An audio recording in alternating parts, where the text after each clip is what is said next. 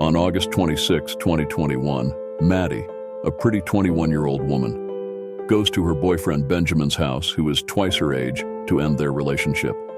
After that, she gave no sign of life to her loved ones. Hello everyone, I hope you're going well. I'm delighted to see you again for a new video. Today I invite you to find out what happened to Maddie. It's a dramatic story, but I won't tell you more, and I suggest you discover all the details of this sad case together.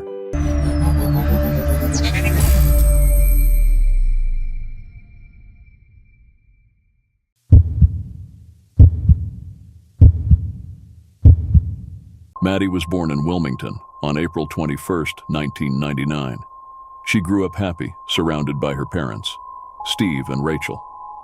Maddie has brother Fabian, with whom she has always been very close. As a child, she liked to take care of him. She gave him the bottle, changed him, and later she helped him with his homework. She was a bit like a second mother to him.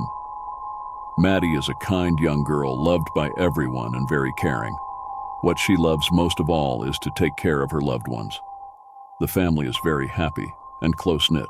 At the age of 13 in middle school, Maddie met the woman she considered her sister, Abby Green. The two friends quickly became inseparable, and a few years later, Harley joined the duo. The three friends are very close. They go out together, go shopping, share their little secret. To always be in touch with others, she creates a discussion group on an application like WhatsApp, and they meet almost every evening to debrief about their day. Maddie loves dancing. She's been doing it since she was a little girl, and it's her way of expressing her artistic side. As she grows up, Maddie becomes a beautiful young woman, appreciated by all her friends and family.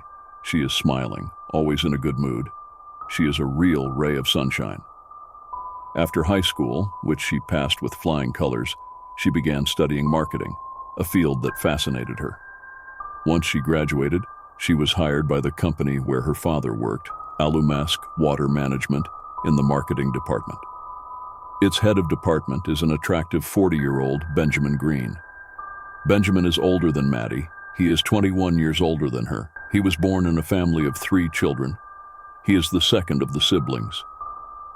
After high school, he continued his studies at the University of Manchester, where he met the woman who would become his wife. After graduating, he moved to Liverpool. The couple married in 1997, and together they had 3 children. But 10 years later, like many people, they divorced. But he kept a good relationship with the mother of his children, whom he saw regularly. Since his divorce, he doesn't really know how to settle down anymore. He multiplies stories and conquests with young and pretty young women. Besides, Maddie is quite his kind of woman. In addition to being very pretty, she is also brilliant, and Benjamin does not take long to fall under her spell. Maddie also finds her superior very attractive, and over time the professional relationships will become more personal. It was during Christmas 2019, when the young woman was 20 years old, that they began an affair. At first, it's a rather light relationship. Neither Maddie nor Benjamin want to commit to a serious relationship. Maddie is clear. She is not looking to be seriously in a relationship. She is young. She wants to enjoy her youth.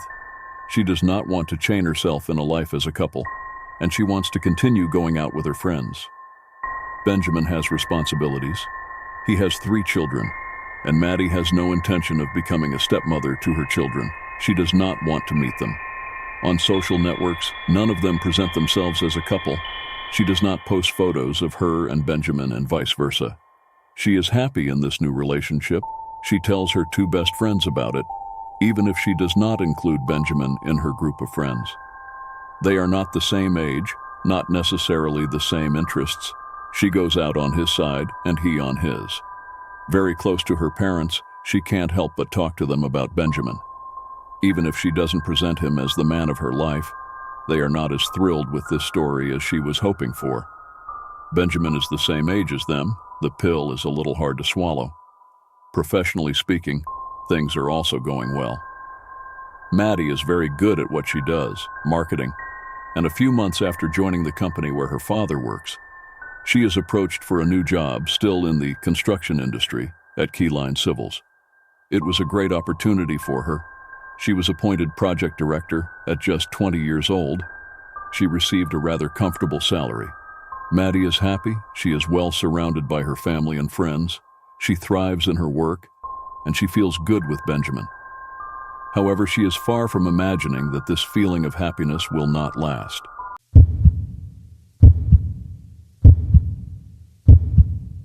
Months go by, and as time goes by, Benjamin shows a completely different face. The seducer, at first, was not bothered by the fact that Maddie and I were not a fusional couple, each making his life on his own, and he took pleasure in meeting up in the evening. But after more than a year of dating, contrary to his habits, he wanted more commitment from Maddie. He wanted to move up a gear. He saw the future with her and wanted to have common projects. He wanted to integrate her into his life, to introduce her to his children, to his family. He wanted her to be present for the important moments. She, for her part, was satisfied with the situation. She did not see Benjamin as the man of her life. She was attached to him, but she valued his freedom more than anything. So she continued to go out with her friends, to lead the life of a young woman of just 20 years old. These differences of point of view provoked more and more discussions and arguments. He felt rejected. As if she was ashamed of him, she never invited him to the family and friend events she attended. Benjamin seemed to lose more and more confidence in him in this relationship. He was more and more jealous and possessive. He would monitor her phone whenever he could, as soon as she received a notification or message. He wanted to go out with her, to walk in the light by her side. He wanted her to make him a more important part of his life. Unfortunately, the atmosphere was becoming more and more heavy within the couple. Maddie was starting to suffer from the situation. She felt suffocated by Benjamin. She confided in her friends. She was hesitant. She liked him. He was having a good time. But he was making more and more scenes of jealousy and reproaches for everything and anything. Maddie had a dream. She had always wanted to buy her own house. Now she was working, she was earning a good living, and she was thinking about it more and more seriously. Benjamin was also thinking of moving, and he made her a proposal. He offered to buy a house together. Maddie refused. It was absolutely not what she had envisioned. She wanted to buy her first property, alone. Benjamin was certainly saddened by this refusal, and in the process, he had a very modern house built on his own in a quiet residential area. He had left his home and was therefore homeless for the duration of the work. So the young woman offered to accommodate him for the duration of the work, with the agreement of his parents.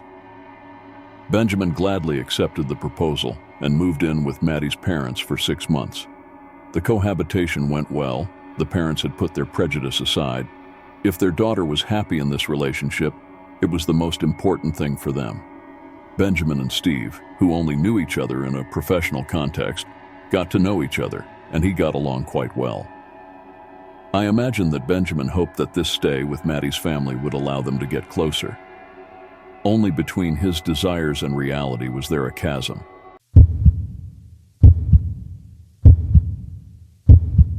Once Benjamin's house was finished, he moved in.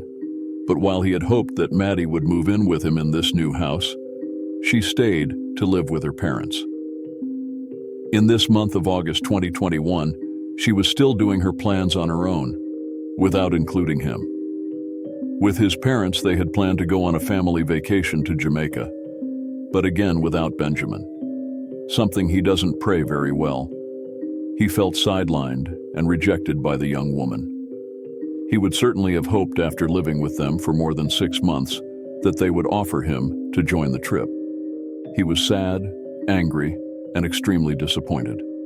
He then went to spend a weekend at his brother's house in order to take his mind off things. His sister-in-law immediately realized that something was wrong. He wasn't well. He was somewhere else. He wasn't talking about Maddie at all. In fact, he told them that he was planning to go on vacation alone. When he returned, the atmosphere in the couple was more than tense. One night, when they were both watching Love Island, she made a remark about one of the participants, saying he thought he was handsome. Benjamin did not appreciate this remark at all, and an argument broke out. That evening, Maddie left her home and questioned herself without follow-up. She felt that her relationship was reaching a point of no return, Benjamin was pressuring her to commit her even more to their relationship. But that wasn't what she wanted. She felt more and more suffocated. She was tired of her crises and the arguments that multiplied. She then told her two best friends about it. That evening, August 24th, 2021, as she was used to, the three friends arranged for a telephone meeting on their group. Maddie then talked about her relationship with Benjamin. She was in doubt. He was making a fuss with her because she was planning to go on vacation with her parents. She was fed up. She felt that she could not give him more than she was already giving him. During the discussion, she made the decision to stop this story, which was becoming more and more toxic. The two were not on the same page. They did not have the same plans for the future, the same vision. It was time to end this relationship. Maddie knew it would definitely be a painful moment, but it was necessary.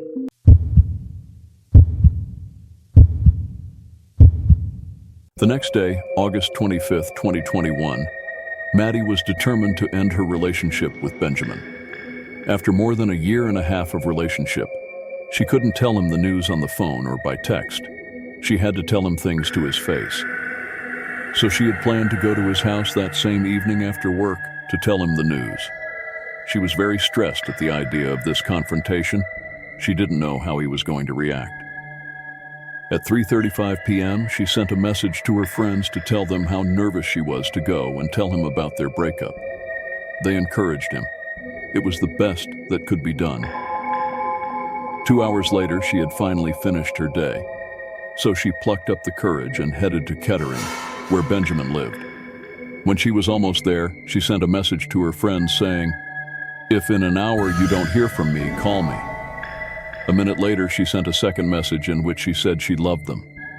Minutes passed, and after an hour, her friends had no news of Maddie. They tried to reach her on her phone, but she did not answer.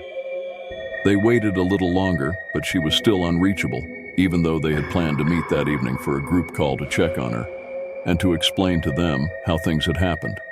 But Maddie gave no news. Then, scheduled for the call, his phone rang in the void.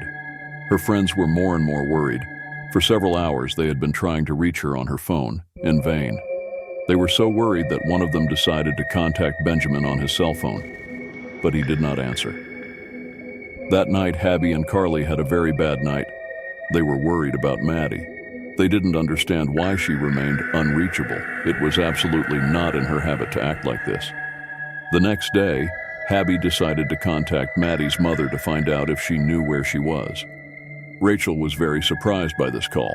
In the evening, not having seen her daughter come home, she had consulted the geolocation system she had on her cell phone, and she had seen that she was at her boyfriend Ben's house. So she had not been more worried than that. But Habby told him that the night before, Maddie had gone to Ben's house to end their relationship, and since then, she has been unreachable. Her mother, who did not know that her daughter was going to break up with Ben, had a terrible premonition. As soon as she hung up the phone, she called her daughter's office.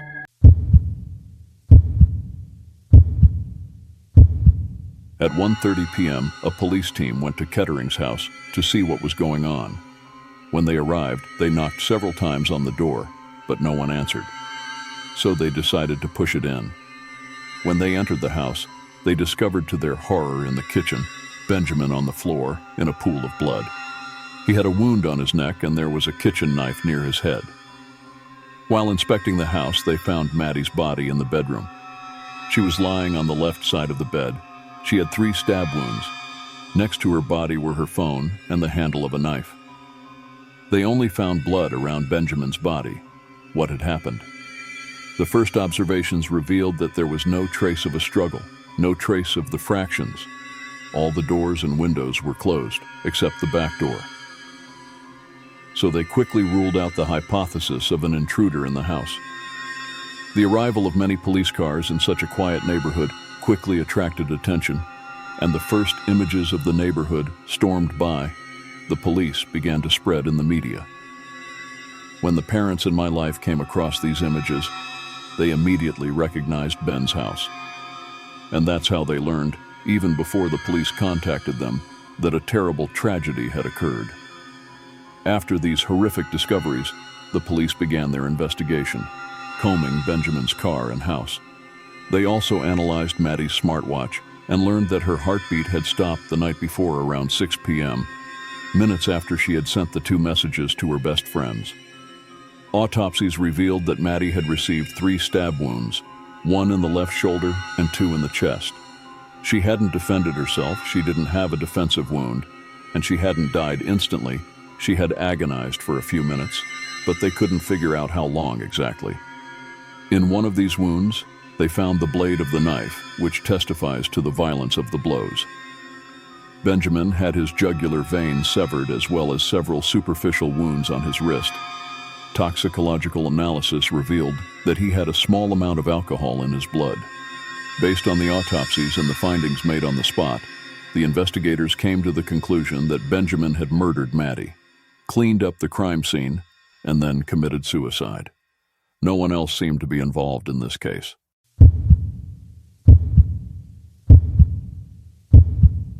This terrible tragedy plunged Maddie's family and friends into total incomprehension. Her friends knew that Benjamin could have been possessive and controlling, wanting to know where she was and who she was dating, but he had never been aggressive. He had never been violent with her. His parents were totally shocked, especially since Benjamin had lived with them for 6 months. His father on that occasion had sympathized with him, and he had never seen any signs of domestic violence. On the side of Benjamin's relatives, it was also shock and incomprehension. He left behind 3 children. His ex-wife, when she heard the news, was particularly upset. She had lived with him for more than 10 years, and according to her, he could never have hurt a fly. The preliminary hearing was scheduled for January 13, 2022, but was finally postponed to July 7th. All the evidence was presented, and they came to the conclusion that Benjamin had killed Maddie because she wanted to break up with him, and then he had ended his life. The families of Maddie and Benjamin were both present at this hearing. After the affair, the media questioned relatives and neighbors, and surprisingly, a completely different portrait of Benjamin emerged. While his family considered him a kind, non-violent boy, some of his co-workers wished to remain anonymous and painted a much darker picture. For them, Benjamin was a sexual obsessive. He was arrogant, sure of his power of seduction. He was a hunter. He especially liked girls much younger than him. According to them, he was the type to be rude to women. He multiplied his conquests and did not hesitate to speak badly of them and to be contemptuous. Worse still, when he was in a relationship, even when he was married, he was unfaithful and bragged about having 8 mistresses at once. Former neighbors he had known for 18 months also spoke to the press.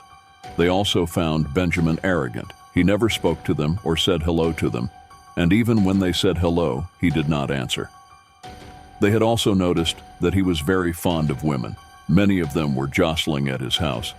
They all had the same, very young and attractive profile. I don't know what legitimacy to give to his testimonies, but we are far from the portrait painted by his family and Maddie's. Don't hesitate to tell me what you think in the comments.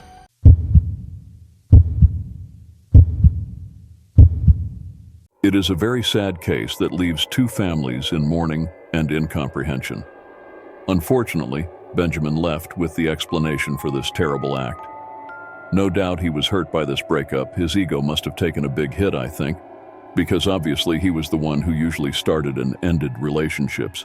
I guess he was the one who decided he wasn't used to being left like that.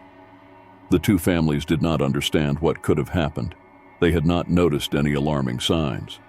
So yes, certainly Benjamin was not well, because he felt that his relationship with Maddie was escaping him. But from there to commit murder followed by suicide. What strikes me in this story is the age difference. Benjamin was the age of Maddie's parents. Not that it is not possible to fall in love with someone much younger or much older than you. However, the 2 of them were not at the same stages in their lives. She was young, she was just 20 years old, and did not see herself locked in a couple. She did not want to take on the responsibilities of being a stepmother at 20 years old, of 3 children so young. As for Benjamin, maybe after multiplying more or less ephemeral relationships for years, he finally felt the need to settle down, to stabilize himself in his life. and to go a part of the way with Maddie in a more official way. Maybe what even pleased Benjamin was the fact that Maddie wanted to keep a certain independence and didn't try to monopolize it as some women could have done. Because Benjamin, beyond being attractive, was a pretty good match. He had a comfortable salary, an advantageous professional situation. Many women may have been able in the past to try to officially get into a relationship with him. But Benjamin was not in this perspective. He probably wanted, after a marriage and 3 children, to enjoy, to have a good time by multiplying adventures. Unfortunately for him, he wanted to have exclusivity with the only woman who didn't feel the need for it. And this is probably what made him become attached to her more than to others. And tragically, it is because he could not keep her and exercise his control over her as well as over others, that following Maddie's announcement of wanting to leave him, he could not help but make her pay in the worst possible way for her need for freedom. I guess at first, the fact that Maddie didn't want to make a serious commitment suited him perfectly because it would allow him to continue having his adventures on his side. But he surely wanted to possess her as if she were an object. The more she resisted, the more he clung to her. He couldn't stand not having control. Moreover, when I think about it, this is probably why he chose women who were much younger beyond beauty and youth. Certainly, he had the idea of being able to control them better, to possess them better if they were younger. Because of his status, his income, his situation, it was certainly easy for him to seduce his young women and do what he wanted with them. But unfortunately for Maddie, although she confided in her friends about the red flags she saw in him, she didn't suspect for a moment that he could go so far, and she paid a high price. I have a thought for her and for the 2 destroyed families. This case is quite recent, and I hope that they will overcome this terrible ordeal. For your part, have you ever been in a relationship with someone controlling? Who has not accepted the breakup? I thank all those who stayed until the end of this video. If this is your case, you can let me know by writing "Rest in Peace, Maddie" in the comments. If you want to support me, you can like, share, and subscribe if you haven't already. I'll see you soon for a new deadly truth.